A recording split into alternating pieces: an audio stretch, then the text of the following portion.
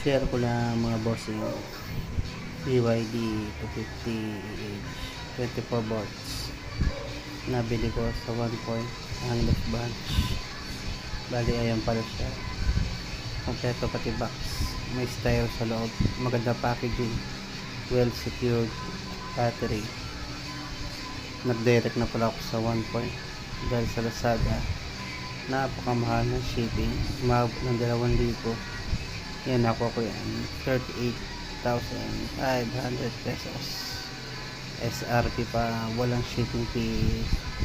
Bali pumunta na ako sa store nila, tapos nag-place ng order dahil wala silang stock, pero buti lang isang araw lang may dumating na stock, kaya na-pick up agad. Kompleto na pala accessories niya, may BMS na at active balancer, plug and play na lang. May warranty rin siya, 1 month warranty.